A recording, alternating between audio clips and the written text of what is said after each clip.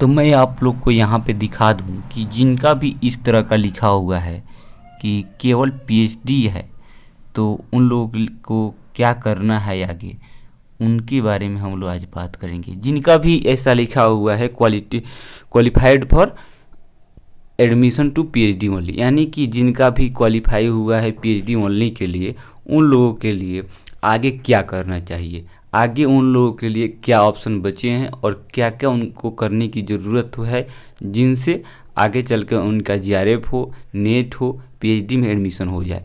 इन्हीं चीज़ों पे बात करने वाले हैं और आप सभी को कुछ सुझाव देने का काम करेंगे इस वीडियो के माध्यम से। तो आइए हम एक एक करके चीज़ों को जानते हैं, समझते हैं कि पीएचडी ओनली से क्या क्या किया जा सकता है, आगे इसका क्या स्कोप है, कब तक इसकी वैलिडिटी रहने वाली है। तो सबसे पहले मैं बात कर लूँ कि नेट जीआरएफ का एग्ज़ाम जिन लोग देते हैं उनको कहीं ना कहीं सहायक प्रोफेसर बनने की लालसा रहती है मन में, तो वो लोग अपना नेट जीआरएफ की एग्ज़ाम देते हैं। उसी में आप सबसे पहले टारगेट रखते हैं जीआरएफ का, फिर नेट का, और तीसरा पीएचडी ओनली एक कैटेगरी जोड़ा गया है जिसको आजकल पीएचडी एडमिशन के लिए रखा जा रहा है।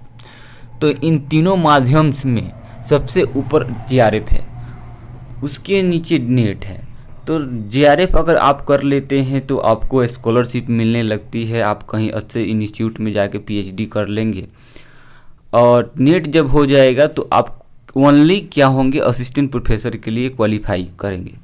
तो इन दोनों माध्यम से पहले पीएचडी में एडमिशन भी होता था, लोग पीएचडी भी करते थे और असिस्टेंट प्रोफेसर यानी सहायक प्रोफेसर बनते भी थे।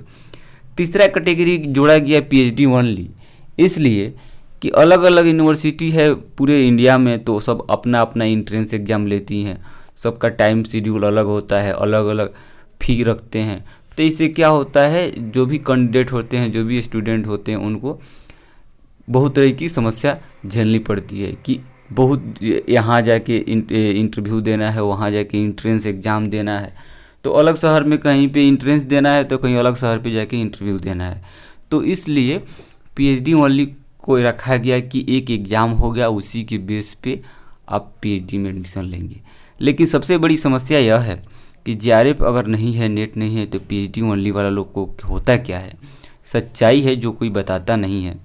तो सच्चाई यही है कि जीआरएफ वालों जहाँ जाएंगे, जीआरएफ वाले जहाँ पे जाएंगे उनको तो वहाँ एडमिशन मिल जाएगा, नेट वाले चले जाएंगे उनको भी मिल जाएगा।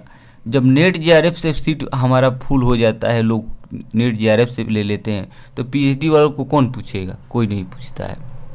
पीएचडी ओनली पे एडमिशन बहुत कम चांस में होता है, इसीलिए नेट जीआरएफ की कैटेगरी में आप लोग सोचिए आने का।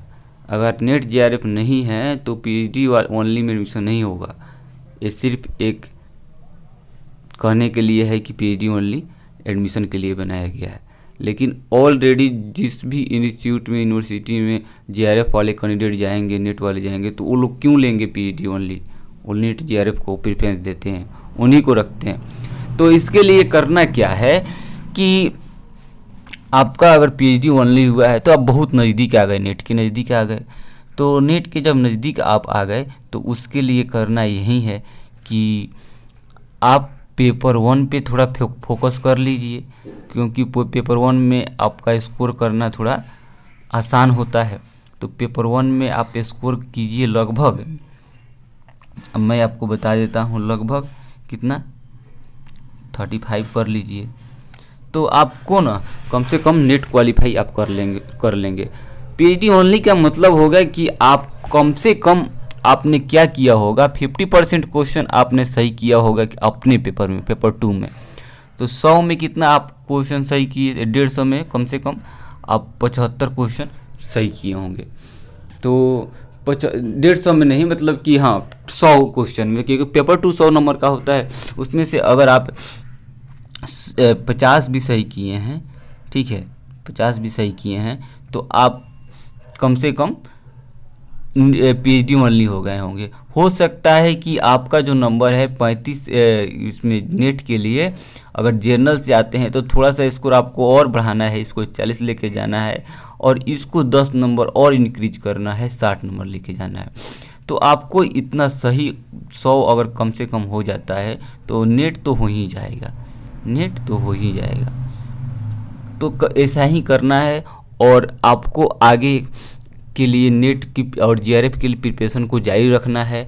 आपका समझिए कि 5 से 10 क्वेश्चन से आपका अगर नेट रह गया है, पीएचडी ओनली हुआ है, तो आप अपने नेट वाले कैटेगरी में रखिए, आपका पीएचडी ओनली वाले में नहीं रखिए। आप थोड़ा सा इम्प्रूव करेंगे, थोड़ा सा टेस्ट लगा के जाएंगे, थोड़ा सा पेपर 1 को भी देखेंगे और पेपर 1 में कुछ मार्क्स को गेन करने का काम करेंगे तो आपका नेट हो जाएगा। जिनका नेट हुआ है वो लोग अगर पेपर 1 को और स्कोर करने का कोशिश करेंगे तो उनका जीआरएफ हो जाएगा। इसीलिए हम इस यूट्यूब चैनल के माध्यम से आप बता दें कि हम पेपर 1 का प्रिपरेशन करा रहे हैं। अगर पेपर 1 में आप लोगों को प्रिपरेशन करना है, एकदम बिल्कुल फ्री है, साथ में पीडीएफ नोट्स सभी हम प्रोवाइड कर देते हैं फ्री में। तो अगर आप लोग हमसे जुड़ना चाहते हैं तो हमारे यूट्यूब चैनल पे जाइए और यूट्यूब चैनल पे आपको एक वीडियो मिलेगा जिसमें लिखा होगा कि पेपर 1 बिल्कुल फ्री के बारे में एक वीडियो है, उसी के नीचे हमारा दिया हुआ है ग्रुप, जो व्हाट्सएप ग्रुप है, उसमें आप जुड़ के क्या कर सकते हैं, आप अपना पढ़ाई कर सकते हैं पेपर 1 का बिल्कुल फ्री। आपको यहाँ पे मैं दिखा दूँ, 1 मिनट, आपको यहाँ पे मैं दिखा दूँ कहाँ वह वीडियो है। जब आप यूट्यूब में कॉमर्स ईटीसी सर्च करेंगे तो इस तरह का चैनल आएगा जो यहाँ पे दिख रहा है।